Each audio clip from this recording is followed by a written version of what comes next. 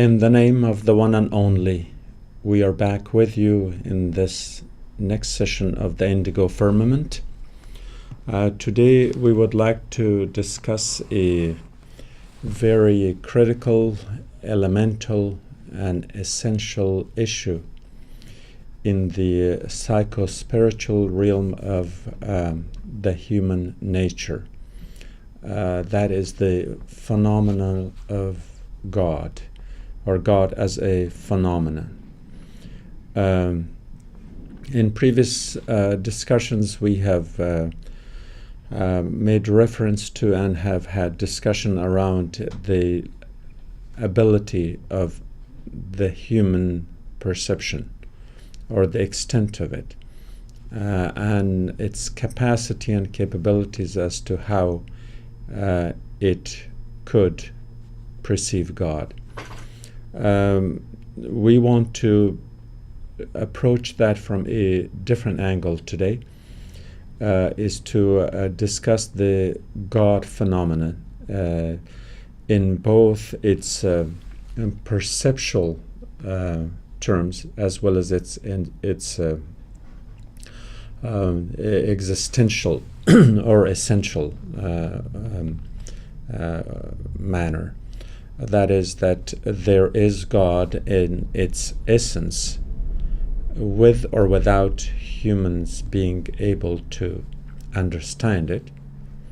And then there is a God in the perceptive God, which is how God is perceived by human thought. Whether that perception matches the essential God or not is a different issue. And so right from the start, we have this duality. The duality that, yes, there is God. You could accept that as a consequence of a logical conclusion, as a philosophical argument of the necessary being, or for that matter, the cause of all causes, the essential cause, the primal cause. So you could understand it logically, you could argue it philosophically, but this may or may not, there's perception of God may or may not be, this essentiality, this essential God may or may not be that which we perceive individually and differently. And so for this reason, as much as it's necessary for us to understand this distinction, the perceptive God versus the essential God, it is also important to understand who is it that is perceiving God. In other words, the human intellectual power, the strength of our reasoning, or the ability of perceiving it in terms of logic, reason, philosophy, spirituality, and including religion. However, my personal take on this is that God is too important to be left alone in the realm of a religious understanding. And in fact, I would rather understand God outside of a religious conviction. And the reason being that in the context of a religious conviction, if you believe in the existence of God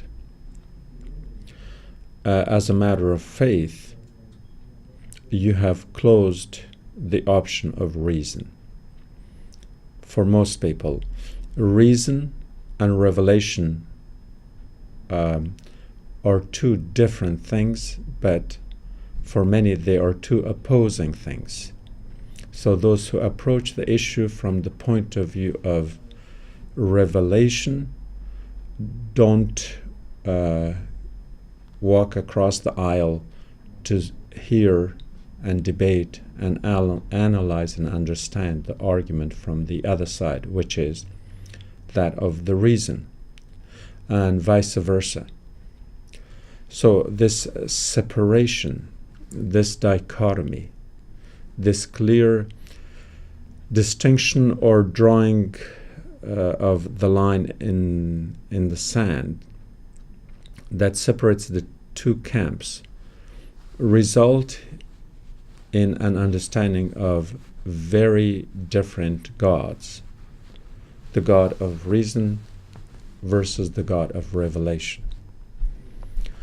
But all in all, I accept the God of conviction, which is personal, to not contradict the God of reason, and vice versa. In other words, the way I look at it is that there is no contradiction between the two approaches to the understanding of God. Instead, we have to learn the tactics and techniques of the complementarity of reason and revelation in understanding this phenomenon. In believing, that's a matter of an individual's taste and preference. But in understanding, that is the common domain of all humanity. And it's in this common domain that I believe if we take God out of the monopoly of religion and try to understand it in the context of general sciences, philosophy, mathematics, logic, reasoning, and other ways of understanding, then we will probably not only understand God better, but because the God of reason is not the God of conviction, and therefore the conviction or faith or the singularity of a belief system which people monopolize has resulted in numerous conflicts. Those are conflicts where the politics of religion trump the reason of accepting a multiplicity of views. In other words, a conviction has a tendency of monopolizing, of creating a monopoly. And when you monopolize an understanding that only your version of whatever that might be, and in this case, God, if your version of God is the only truth, therefore you have closed the door on reason. And you are imposing your conviction, your faith, your personal belief system on everyone else because it is its monopolistic norm and approach that matters to you. And therefore, you're not ready to reason, you're not ready to dialogue, you're not ready to explore. Obviously, because you have already found it. If you have found something, you need not look for anything. And some people do believe that they have found God. Finding God as a matter of faith is one thing. Understanding God as a matter of reason is a different one. And it's the second God, the exploratory aspect of it, that we have to, out of another necessity, out of a psycho-spiritual necessity, we are programmed to be continuously seeking God. That we will never understand God. To quote the prophet, we will never understand and worship God the way God deserves to be, but that we have to consider it a sufficient effort on our part to accept wherever we have reached. And therefore, your prayer is wonderful, but prayer is not reason. Prayer is your personal approach and your personal connection with a God of conviction and faith. That God is good only for you.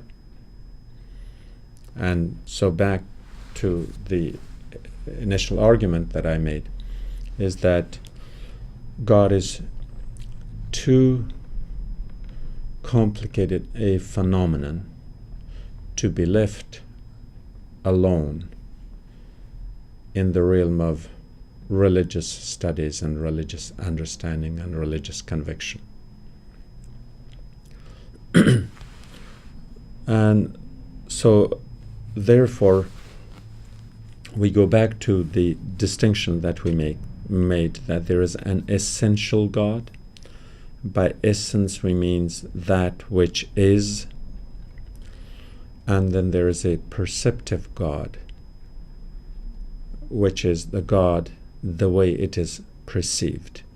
And these two may or may not match, and in most cases they do not match, because the essential God, as I said, is way beyond the realm of human reasoning to understand. And since we can't understand God, and yet we cannot deny God, we out of that necessity create the perceptive God. So that necessity on the part of what God is then also demand that we question the human who perceives God, the human capacity, not human in principle, but the different human beings in the course of history, in the course of their evolutionary development, in the course of the growth and expansion of their intellectual ability. The primitive human being may have perceived God one way, and a modern human being may perceive it a different way, and therefore the measure by which we try to understand God, which is human, the human sense perception, at certain level has limitations, and these ought to be acknowledged, if not understood. So we have to then, as it's customary in my general discussions, and as it is a scientific approach, before we discuss anything, we have to define the terms. So if we say God, God has to be defined. And if we say human, a human has to be defined. And once these two terms, human and God, are defined correctly, then we can discuss any relationship that may exist between the two. So we will try to understand first, of course, in the ultimate goal that we hope to reach, if not in this session, maybe in the future sessions, in the ultimate, with the ultimate objective of establishing a connection or connectedness, connectivity, a relational space between God and human. So we'll first try to understand God in that context. both evolutionary, culturally, religiously, and otherwise.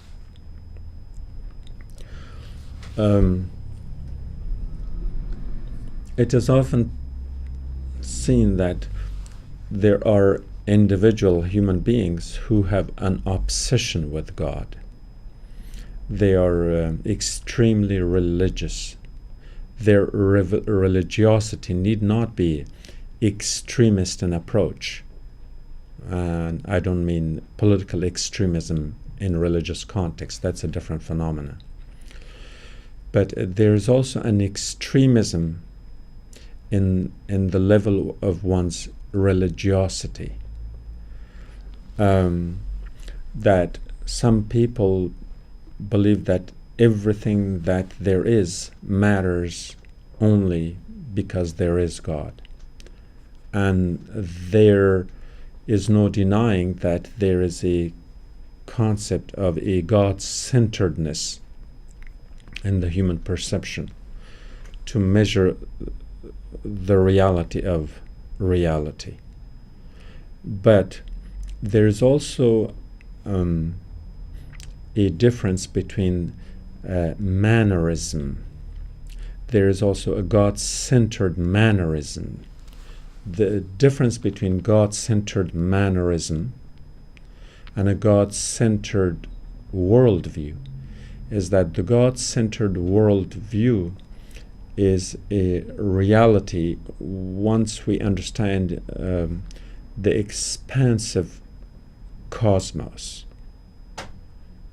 And it behooves scientists and other searching, thinking individuals to assume that with this whole creation, and by creation I do not necessarily mean in our physical environment, in our nature, terrestrial nature, but in the context of cosmic reality.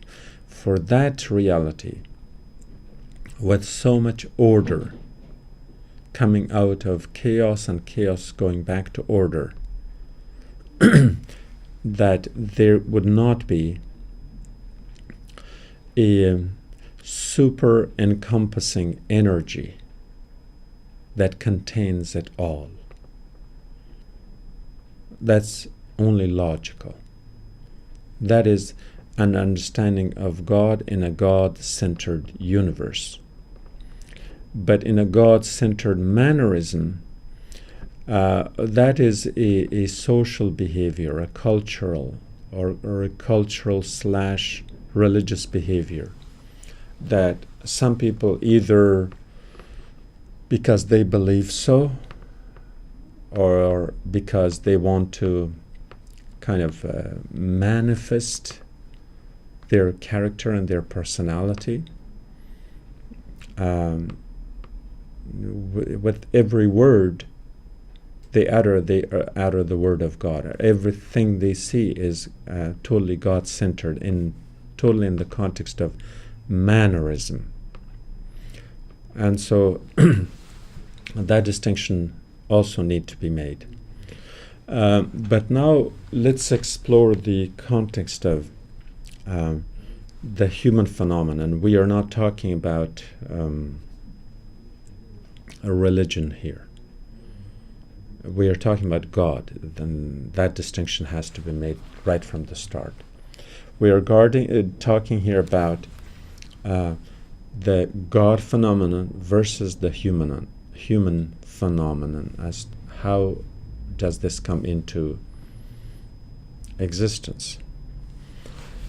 When humans are born, just like every other living being, plant, animal, vegetation, everything, when we come into existence, our existence is primarily due to the ability of our senses as to how have they developed and how accurate they are in perceiving the environment for which these senses are essential. The sense of sight, hearing, touch, smell, all these, and taste. And so all these senses are called external senses because it connects a living being to its outer environment. We will concentrate on humans, but we cannot deny that other living beings also have senses. So when we are born, we only know our self. And the self I'm referring to could be interpreted both in the spiritual sense, in the grammatical sense, in the context of a singularity.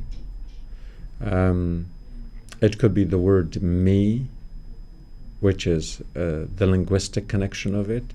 It could be the word ego, which is the psychological, psychoanalytical side of it. But everything that is there starts from this I, or from me. So the meism we talk about in analyzing people later in their lives actually starts at the very, very beginning. We have an awareness before we leave the birth canal. We have an awareness of our own being. Our senses, especially the sense of hearing, has already developed before we are born. It has developed functionally. The fetus inside a mother's womb can hear. That fetus has already connected with the voice of the mother, the voice that is produced in the airwaves outside of the womb. And so therefore the bonding we talk about has pre-exists our birth, the bonding through the hearing. The other senses may or may not have developed that much, but once we come to this world, and as it's common in both poetic and literary terms as well as scientific, we open our eyes to the world. And as they say, your eye is a window to your soul, looking from outside. Then we could easily argue the other way too, that it's the soul from within you that looks out through your eyes. And in Arabic, the word for soul and the word for self are the same, nafs. And so therefore this, to use another Arabic expression, nafsaniya, this selfness, this self-centeredness, this meism, this point zero is what defines the rest of reality for us for the rest of our life. We see ourselves just from the moment we are born and we open our eyes, at least to explore it from the sense of sight and vision, that it's all centered around me, and then we see the immediate environment around us, which is the family environment, the parents, the mother, father, and the rest of the family. So there's an environment, a familial environment. In that, it is all centered on me, my family, my mother, my father, etc. And from the family environment, it expands to a social environment. And the social environment could be the rest of the family or the rest of the household and all the rest of it, which is still defined in terms of that me, my family, my town, my city, my people, my country, my world. So therefore, since we are starting with the word my or me, the my or the me becomes the point zero. And from this point zero, you keep going outward. How do you go outward? You explore, you expand, you express. Now, if we go to the Latin side of this linguistically, the EX simply means going out of, like an exit, or explain, or express. In express, you explain something that is within you, you share it with others, you put it out. That's an expression. And explain, the same thing. You have an argument, you have an understanding of something, and you share it with others, so you explain. But in the life of a newborn, it is the explorer that matters. So you keep adding the outer environment to your own individual being. It is kind of curious, but we have to assume that this newborn has an idea of who he, she is. And so in this expansion and exploring, we keep attaching everything to it. In other words, we go out of ourselves to find things, so we explore them.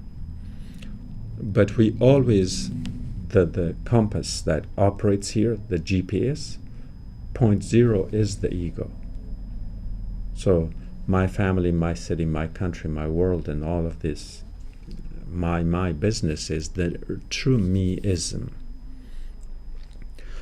And then it gets to a point where the reason that you expand is that you are not comfortable in your own isolation.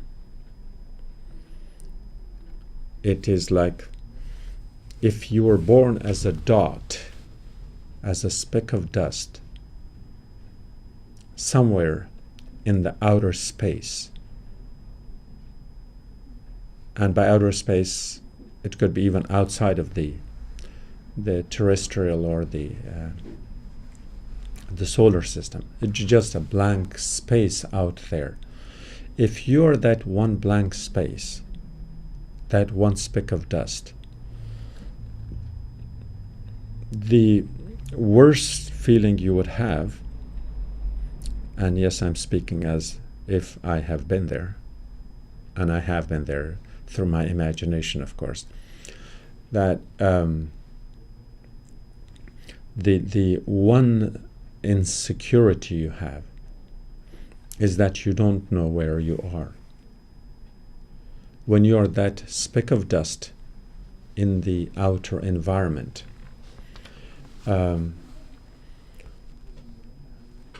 there's no left or right, there's no north or south, there's no sense of direction, because any sense of direction is created by a relationship of that point blank, that's zero, in relation to something else.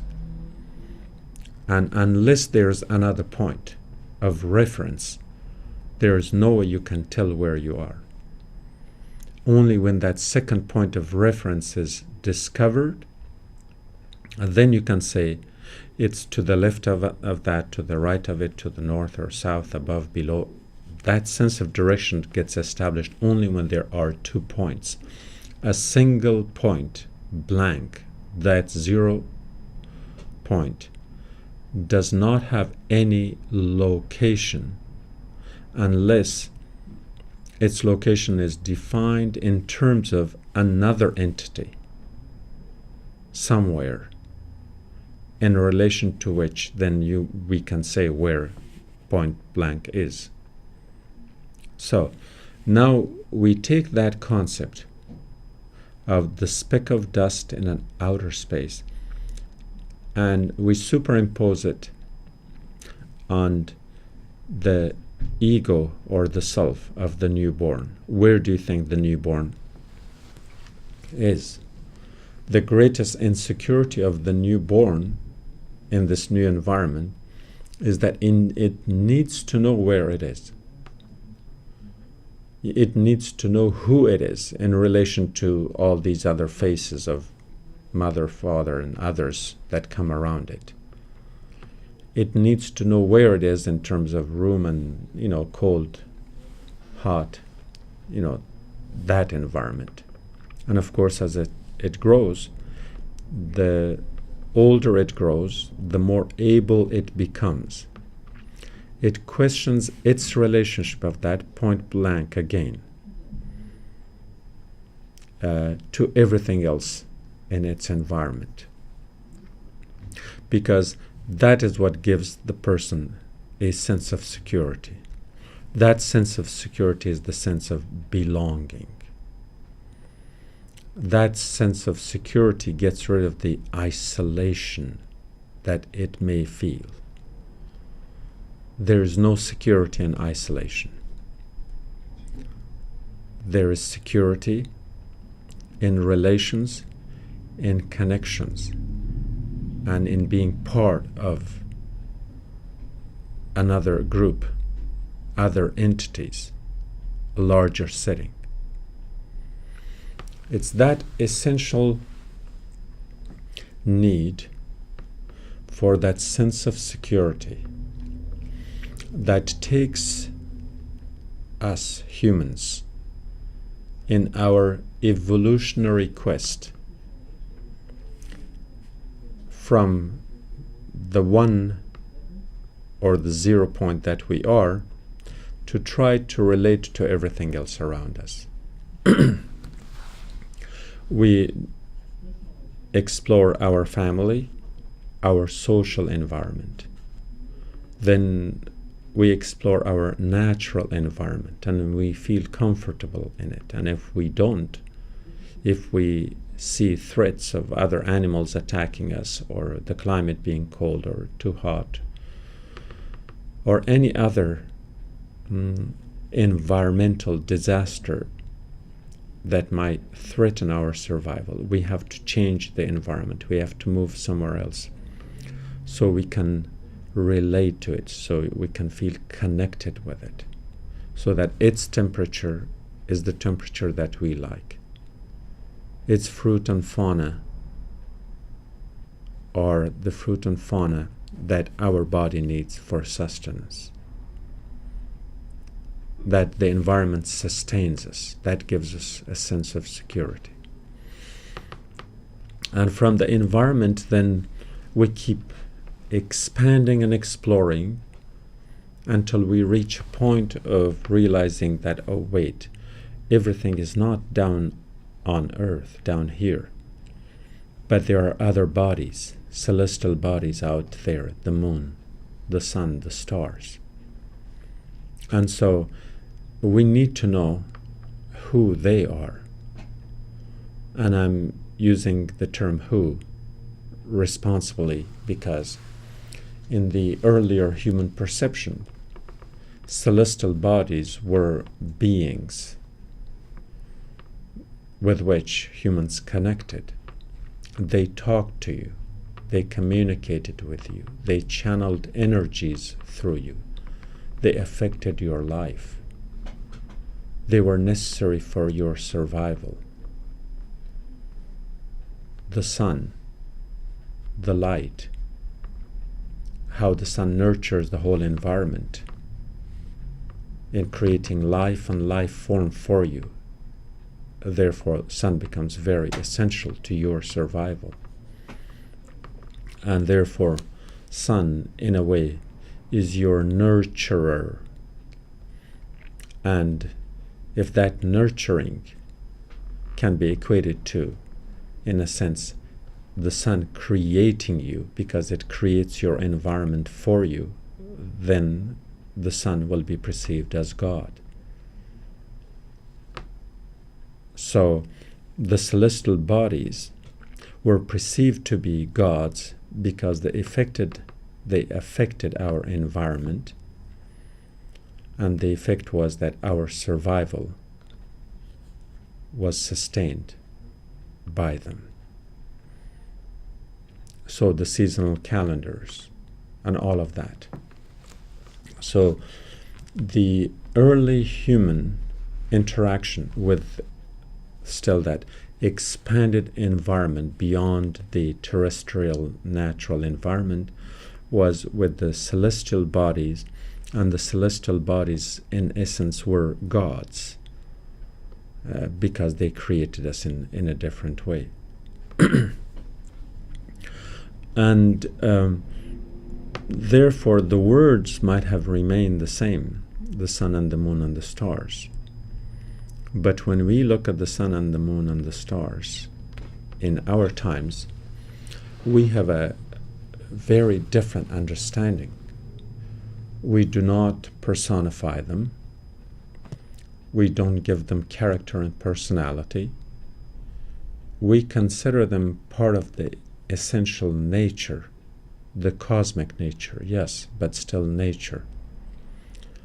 And because of the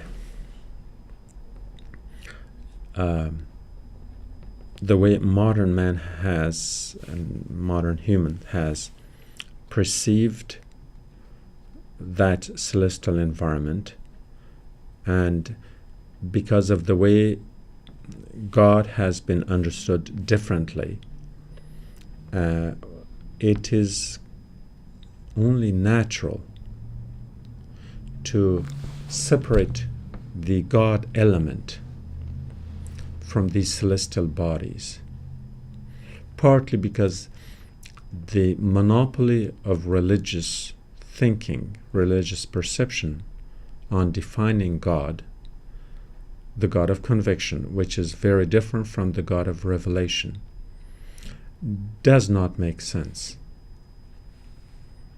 And so therefore our celestial bodies in the 21st century are devoid of any divinity. There is no God left in them. The reason is that we have accepted their existence as a scientific phenomenon, and science can prove that for us in one way or another. But that other element, that other dimension, the God phenomena, which is not scientific and cannot be proven.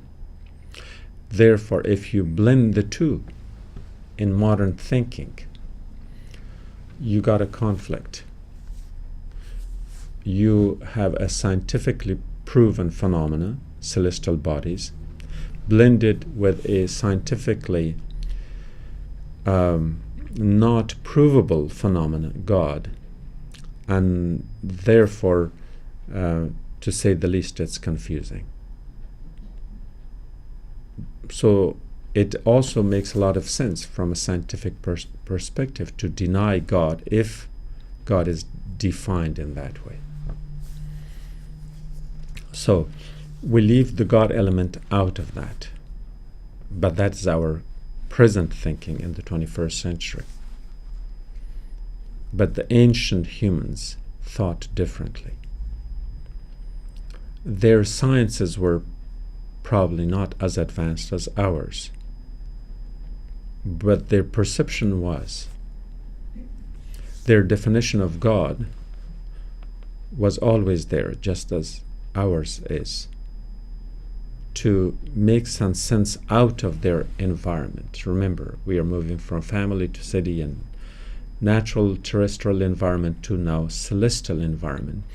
And so for them, it was not a problem to look for gods first in their natural environment on earth. And that's why perhaps the story of Echo comes to mind as one of the many multicultural approaches to an understanding of God, is that people went looking for God, calling God, texting God, if we use a more modern term without offending anyone's sensitivities. And there was no response until someone in the mountains, either by design or accident, called on God and heard a voice back that echoed and claimed that yes, there is God. It responds to your call. It calls you back. And that was Echo. And the mountain was Mount Olympus. And so the pantheon was created, that whoever went to the mountain and heard their own voice coming back to them, and that's a whole other story where we won't get to that. So in the natural environment, in the mountains, in the caves, in the deserts and the jungles, we found gods. Siddhartha went to the jungle, Moses went to the desert, Muhammad went to the cave, and Jesus disappeared altogether. Lao Tzu went west and never came back. And we can go on and on and on. Still trying to get to an environment where they could connect with the environment. And when we say every environment has a spirit, that's what we mean by it. The spirit of an environment is the field of energy in which nature connects with us, or we connect with the nature. In our secular thinking, a lot of us, or at least some of us, may not feel comfortable with the sense, but we cannot deny that our presence creates a field of energy, and that field of energy is interactive. And we get energized by the presence of some, and we get deterred and distanced from the presence of others. There are positive and negative fields of energy, just like the electrons and protons and the rest from a physics point of view would explain that. So we then understand that the ancients had discovered God in the natural environment, and as their exploration took them beyond that, they found a God in the celestial bodies that talked to them. The very fact that we name the days of the week, I think we talked about this in an earlier program, we in essence have named our time, days of the week, after gods. So the day of the moon, the day of the sun, of the day of Mercury, of Mars, and so on, those were gods. Those celestial bodies were in essence gods, and we honor them by naming the days of our week after them, and then at some point even the names of the months. Although when it came to Julius Caesar and Augustus, they wanted to be ranked right there with gods. We named July and August after them, but January, well, I mean, that's a whole other discussion. Most of the months of the names of the months and the names of the weeks are in essence named after gods, because gods were the same as the celestial bodies, or that the celestial bodies had an element of divinity in them. They were inseparable. And that's how we understood God. Now, with more exploration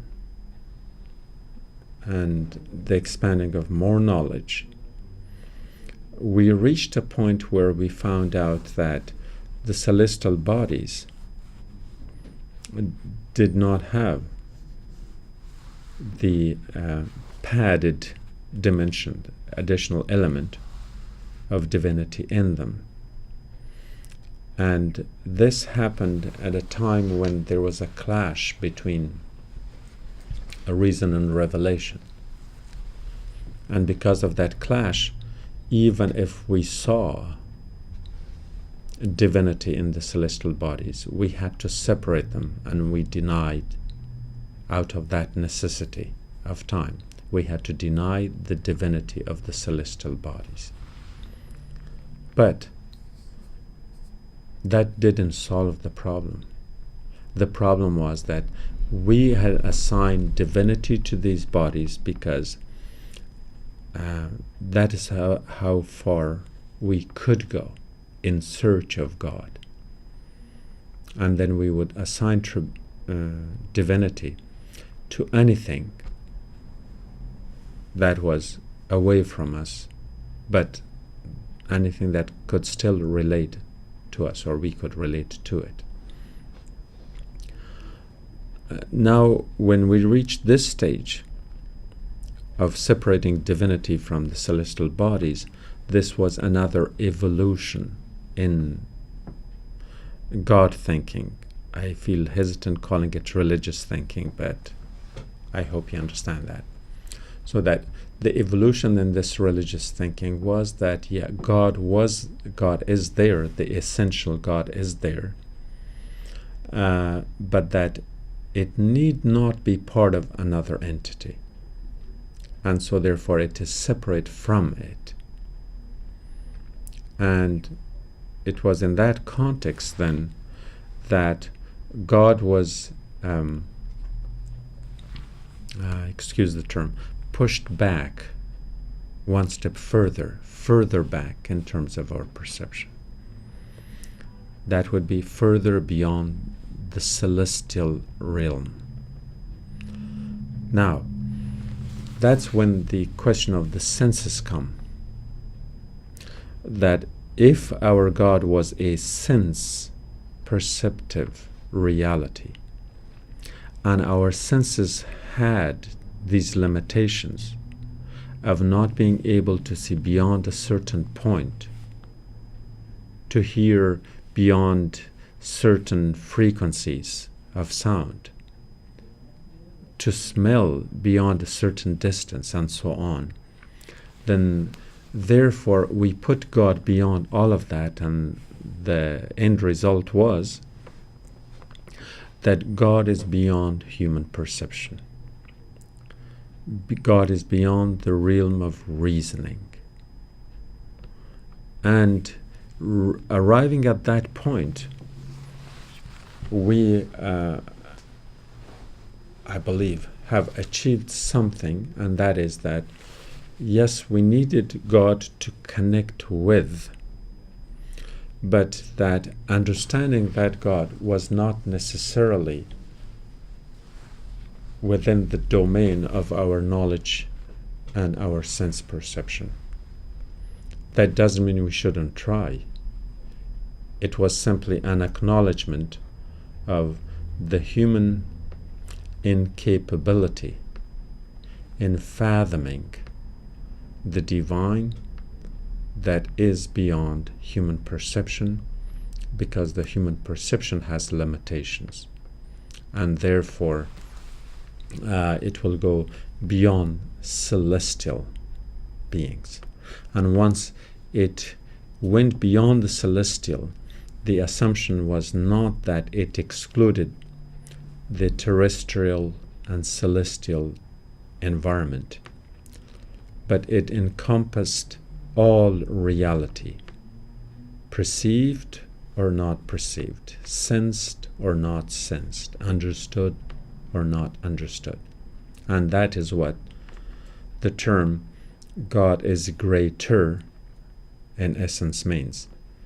God is greater than anything you can perceive, and therefore beyond human perception, beyond human understanding. But simply putting God beyond the level of human perception does not mean that we should deny it. And the reason for that is that very first argument, that sense of security from the time we came to this world. We wanted to be able to relate to everything around us, from parents to environment and to everything else.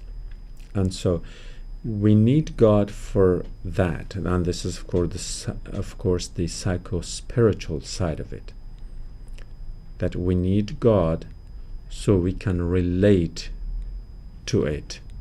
And by relating it, remember the speck of dust in the middle of nowhere? That is because of God as understood. We can find our place.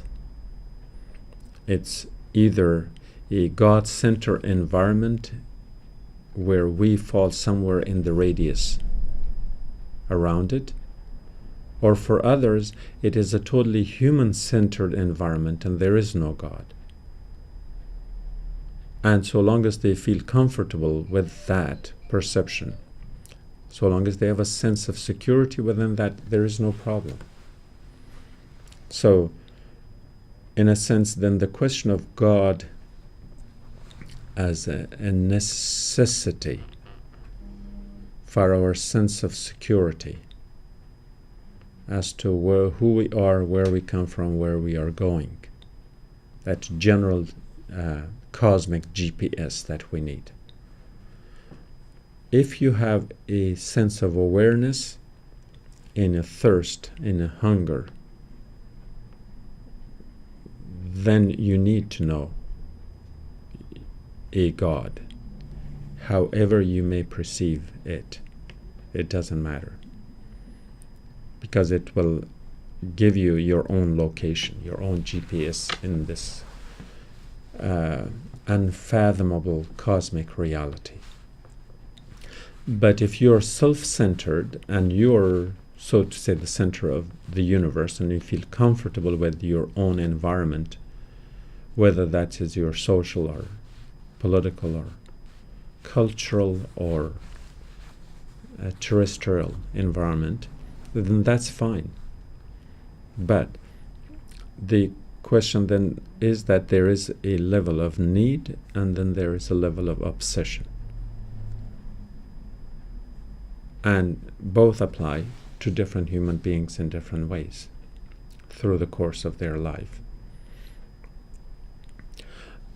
So to conclude this part of the discussion, then we would say it is the idea that we will not feel alone, but even if we are alone, we are in a sense alone with the alone, to quote Korban's term, to copy his title actually, alone with alone. And the alone with alone are the 2 points, the 0 point of your ego in relation to a point of reference anywhere in nature, cosmic or otherwise, with which you can connect, through which you can find your own place, and where you can establish a relationship in which you have a sense of security, a sense of comfort. And this can be explained in different ways, including those that we might have overlooked, because in this first session here, we discussed mostly the evolutionary part in terms of a cosmic reality of what the God phenomenon is and how humans are related to it, and why we have this need or obsession or urge to have a God in our life in some way or another, even if we don't want to call it that. But we could explore the cultural side of this also, that how religions evolved in the course of human history. And no, I'm not going to be talking about the history of religions as such, but rather the history of the evolvement of religious thought as it relates to this celestial environment and the celestial connectedness. And so we will take a break for this session, and we will continue this discussion in our next session on the same topic, the God phenomenon.